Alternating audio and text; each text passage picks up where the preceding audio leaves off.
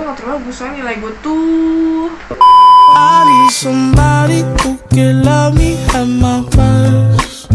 No, I'm not perfect, but I hope you see my worth. 'Cause it's only you, nobody.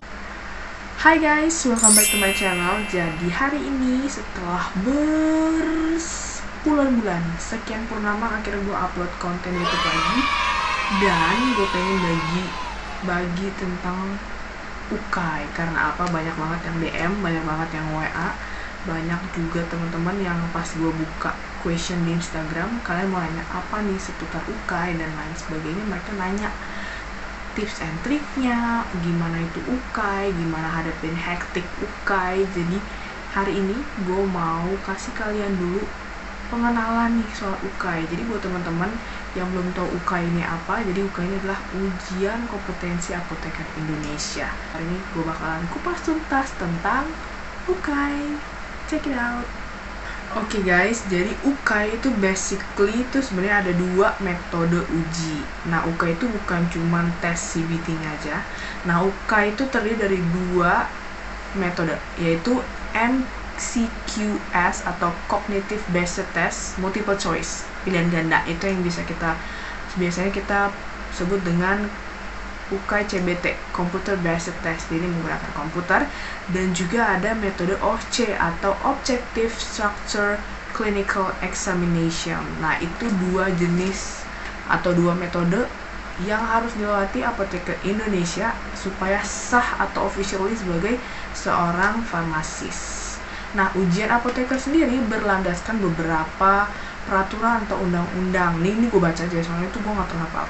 Yang pertama adalah Undang-Undang RI nomor 36 tahun 2009 tentang kesehatan. Selanjutnya UU RI yang 36 tahun 2014 tentang tenaga kesehatan.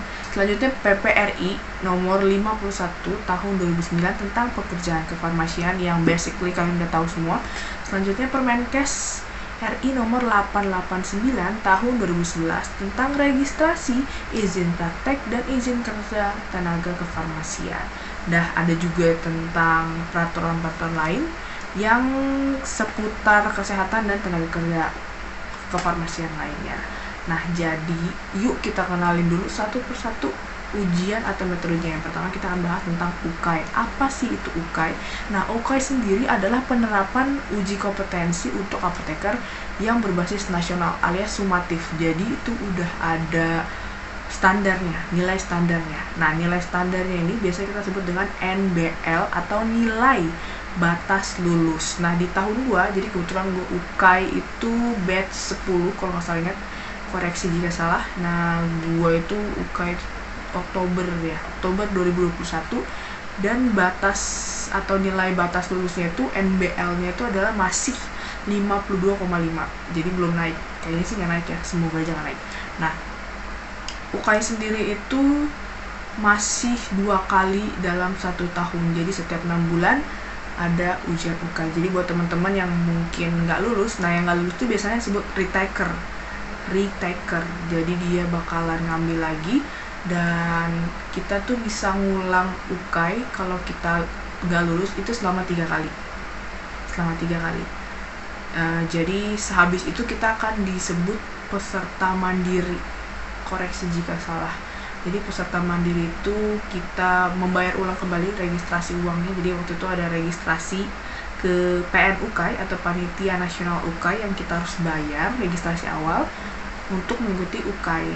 Nah, tapi karena kita nggak lulus nih selama 3 kali, kita akan membayar hal yang sama sekaligus untuk biaya tryout dan UKAI-nya sendiri. Kalau nggak salah tuh mungkin sekitar ratusan ribu aja sih gitu. Nah, UKAI ini sebenarnya, UKAI CBT ini tujuannya itu untuk apa? Nah, untuk mengukur pencapaian si calon apoteker ini.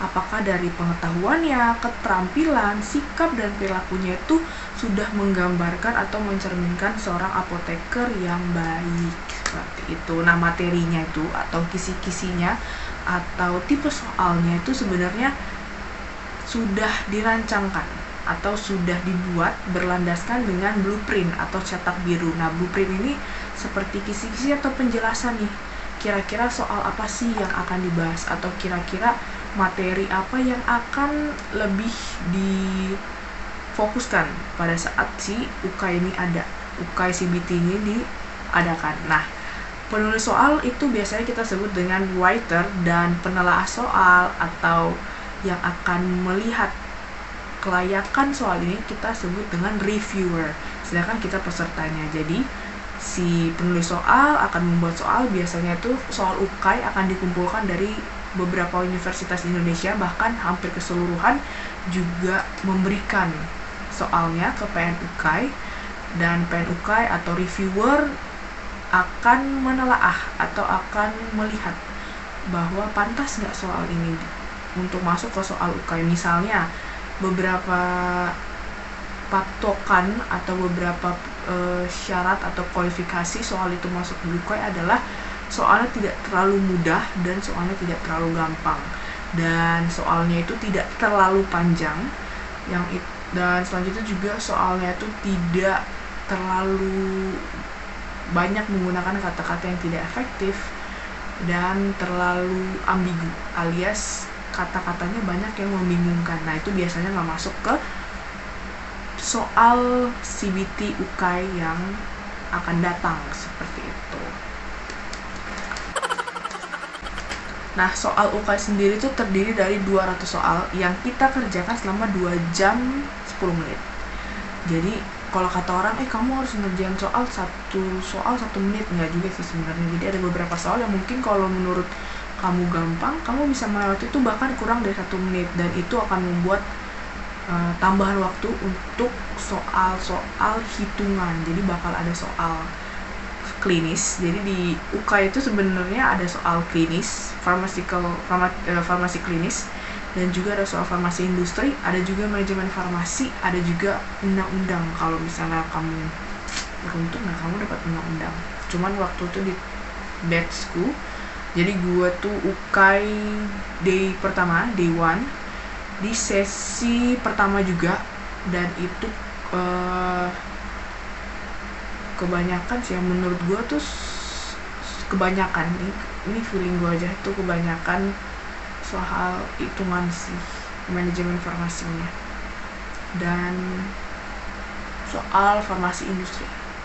Soal klinis ada, cuma karena mungkin gue terlalu berfokus sama farmasi industri, jadi kayaknya gue ngerasa soal industri itu banyak gitu. Kak, kalau gitu di UKAI itu apa aja yang dibahas, atau di UKAI itu soalnya gimana?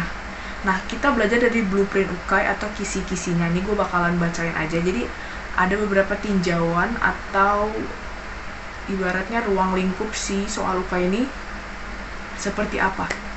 Yang pertama adalah area kompetensi. Nah, area kompetensi itu lebih ke tentang landasan kognitif kita, keterampilan personal kita, keterampilan manajemen kita, praktik, profesional, dan legal, dan etika apoteker, KIE-nya, mawas diri, dan pengembangan diri. Jadi gue nggak bisa nunjukin hasil blueprint gue atau hasil nilai UKAI gue kemarin, karena malu-maluin, soalnya nilai gue nggak terlalu bagus. Soalnya nilai gue tuh ya di atas 65, gak bisa dibilang bagus, gak bisa dibilang jelek, ya tengah-tengah aja gitu. Yang kedua adalah domain kompetensi. Nah, itu tentang kognitif, pengetahuan prosedural, dan konatif. Selanjutnya tingkat pemahaman kita seperti recall of knowledge, pharmaceutical calculation, reasoning ability. Nah, itu dibahas atau dihitung atau dilihat aspeknya tuh dari tinjauan tingkat pemahaman kita sebagai apoteker, calon apoteker. And then nextnya itu adalah praktik kefarmasian tentang pembuatan sediaan farmasi, pengelolaannya, pelayanannya seperti apa. Nah, itu lihat di sini. Selanjutnya ada aspek farmakoterapi. Ini yang biasanya jadi momok menakutkan buat teman-teman di luar sana yang calon-calon apoteker, karena klinisnya katanya harus kenceng nih. Jadi kalau di UKAI lo harus kenceng nih klinisnya gitu. Ya sebenarnya nggak juga. Menurut gua UKAI itu nggak terlalu sulit kalau kalian cukup ngerti. Jadi nggak perlu hafal banget, tapi setidaknya ngerti landasannya, dasarnya seperti apa. Misalnya farmakoterapi nih bakalan ngebahas tentang kardiovaskuler, seperti hipertensi, dislipidemia, infeksi, endokrin, pernapasan, gastro, dan banyak banget penyakit lainnya. Nah, itu masuknya ke tinjauan farmakoterapi. And then penyelesaian masalah kefarmasian, misalnya kayak pencatatan dan pelaporan. Misalnya kalau di apotik, resep tuh disimpan maksimal berapa lama, atau misalnya di rumah sakit, evaluasi atau akreditasi rumah sakit itu kayak berapa tahun sekali, atau kalau resep-resep narkotik berapa tahun sekali, atau berapa lama nih bisa disimpan resepnya, seperti itu. Selanjutnya monitoring dan evaluasi, penetapan dan penyelesaian masalah, analisis dan interpretasi data. Selanjutnya penggalian data dan informasi. Nah, seperti itu. Jadi di UK itu ada 6 metode tadi, atau 6 aspek yang kita lihat. Nah, kira-kira UK itu susah atau enggak? UK CBT-nya, nah menurut gue tuh susah-susah gampang, karena kalau kita nggak kontrol diri kita panik, kita kayak sistem kebut semalam. Jadi malamnya tuh kamu belajar, hamil satu nih UKAI, kalian belajar, pas hari H UKAI itu juga kalian nggak maksimal, itu menurut gua, karena ngantuk gitu ya. Nah, kita bakalan stop dulu sampai di sini tentang ngebahas UKAI CBT ini. Next konten gue bakalan ajarin, atau gue bakalan sharing, atau gue berbagi pengalaman gimana cara belajar gue waktu UKAI gitu. Jadi hari ini gue bakalan kupas tuntas tentang si UKAI dulu, bagaimana sistem UKAI, apa yang dipelajari, apa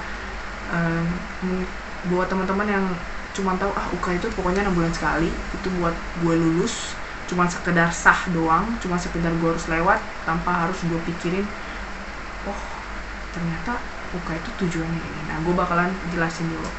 Nextnya adalah kita tentang OSCE, atau ibaratnya ujian prakteknya apoteker. Nah, OSCE itu bukan cuman apoteker aja ya, sebenarnya dokter juga punya. Nah, di OSCE ini tuh lebih ke bagaimana kita menyelesaikan masalah-masalah yang lebih nyata. Jadi misalnya kita kayak turun ke lapangan gitu, gimana caranya kita simulasi. Kita mensimulasikan diri kita dengan menghadapi masalah yang ada, dengan sikap kita, serta kita nggak melewati atau melenceng dari etika, kode etik dari si apoteker itu. Nah, si blueprint OSCE sendiri sebenarnya ada juga. Ternyata gue baru tahu nih ada blueprint OSCE. Nah, blueprint OSCE ini mengacu sama standar kompetensi apoteker Indonesia atau SKAI, dengan memperhatikan keterwakilan praktik kefarmasian dan keterampilan yang akan diujikan. Nah, kalau kompetensi spesifiknya tuh ada 7. Itu kalau di OSCE, misalnya kayak pengumpulan data, penetapan masalah, penyelesaian masalah, monitoring dan evaluasi, pencatatan dan pelaporan, komunikasi efektif, dan sikap dan perilaku profesional. Nah, sebenarnya nggak jauh-jauh beda ya pokoknya sama si OSCE, sama si CBT ini. Nah, cuman apa sih praktik kefarmasian yang akan diujikan? Nah, itu sebenarnya dari 3 area ini, terbagi dari 3 area. Yang pertama, pembuatan sediaan farmasi.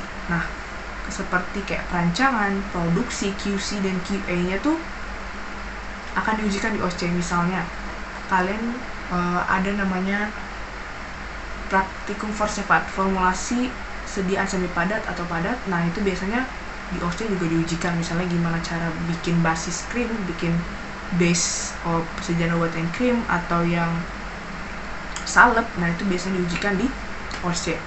Nah, selanjutnya yang kedua, distribusi sediaan farmasi. Misalnya kayak perencanaan, pengadaan, penerimaan, penyimpanan, penyalurannya, sampai pemusnahannya.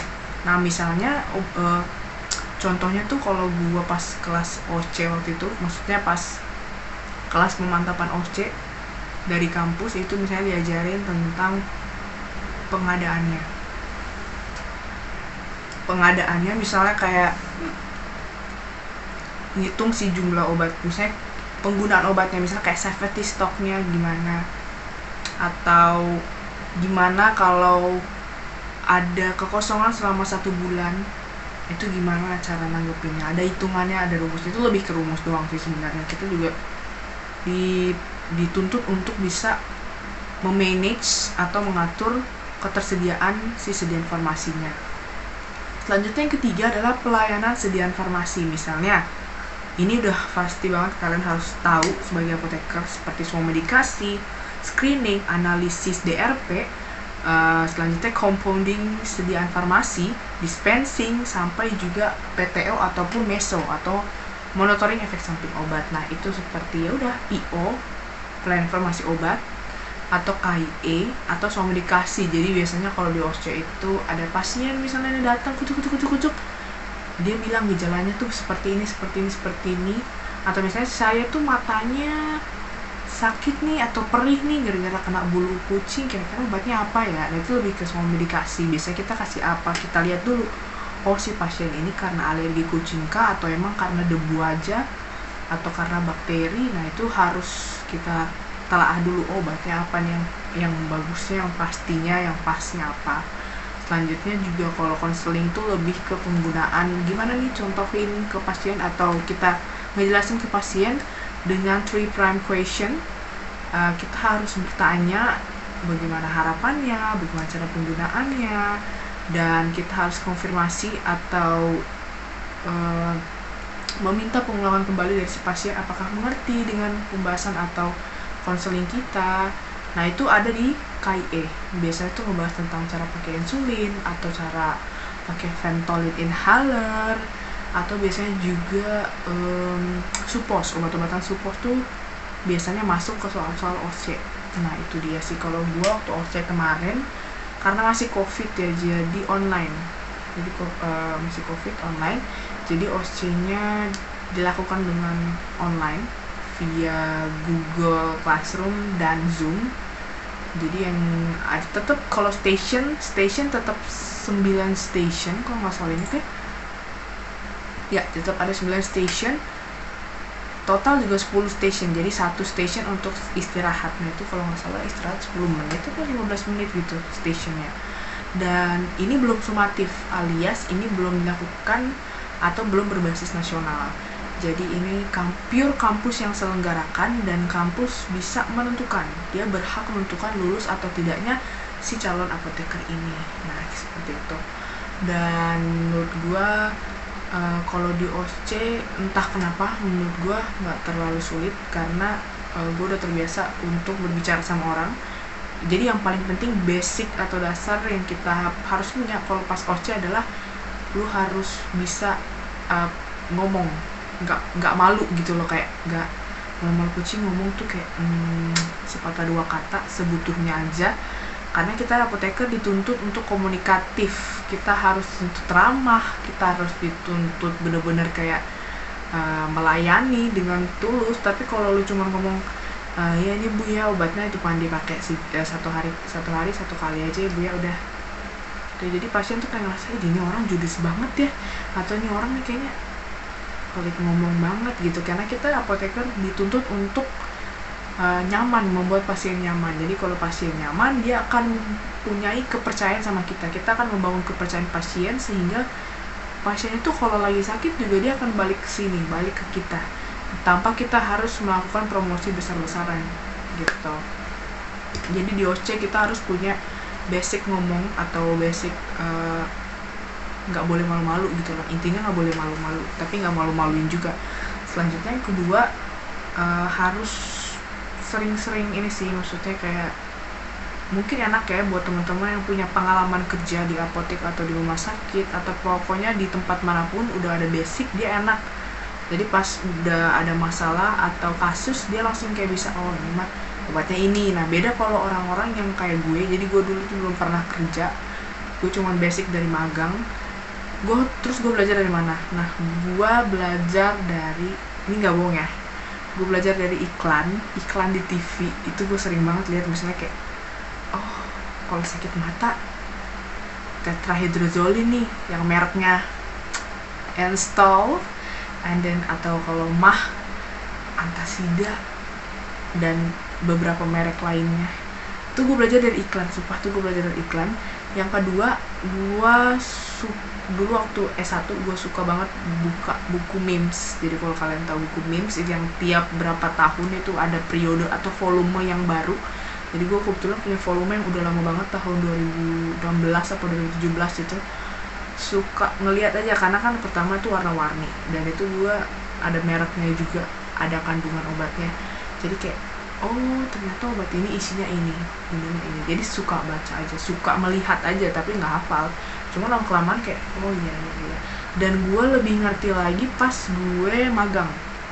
Jadi pas gue magang S1 di PBF di Pulau Gadung, gue banyak belajar di situ, karena pas lagi magang gue suka jalan aja ke gudang belakang, gue bacain tuh obatnya satu-satu. Gue kan di belakangnya ada tuh kayak informasi obat dan kandungannya, namanya, itu gue sering baca, oh buat ini.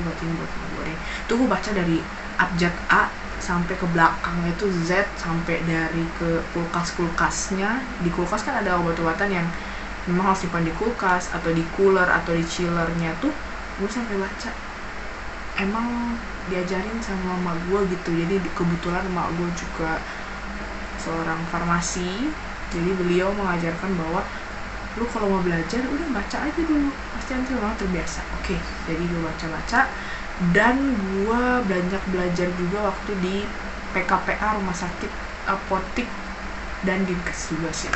Jadi waktu apoteker kan ada masa kita PKPA, nah itu gue juga banyak belajar karena gue tahu banyak hal tentang dunia farmasi yang lebih real di lapangan. Nah itu gue belajar pas apoteker. Di konten kali ini gue cuma bisa ngejelasin sampai sini dulu, jadi kalau ada kekurangan atau lebihnya ya mohon maaf. Kalian bisa tambahin informasi tentang UKAI di kolom komentar. Dan terima kasih buat semua yang udah nonton. Next konten kalian mau aku bikin konten apa, silakan kalian komen. Dan next aku mungkin bakalan kasih tips and trick gimana kalian menghadapi UKAI. Jadi cara belajarnya seperti apa, atau mungkin metode bimbelnya, atau kalian maunya apa ya, mau tanya nih bimbel apa yang bagus, atau mau belajar, kalau kakak belajar apotekernya, persiapan UKAI-nya dari buku mana sih kak. Nah itu silahkan aja kalian drop di kolom komentar kira-kira apa yang kalian mau tanyakan. Jadi seputar UKAI dan OSCE hari ini dikupas tuntas, dan kalian harus ngerti bahwa UKAI, CBT dan OSCE itu bukan ujian yang cuma sekedar lewat, karena kedua ujian ini menyatakan bahwa kita apoteker harus terus belajar, karena kita dituntut untuk terus mengembangkan diri, karena pengetahuan tentang penyakit selalu ada dan selalu baru, dan penyakit itu nggak cuma satu atau dua, setiap tahunnya pun ada penyakit baru yang ditemukan, dan kita harus dituntut self learning selama kita hidup. Jadi jangan menyerah, dan kalian buat teman-teman yang calon apoteker semangat. Dan next konten kita bakalan ketemu lagi sama gue. Thank you semua yang buat nonton. Dadah.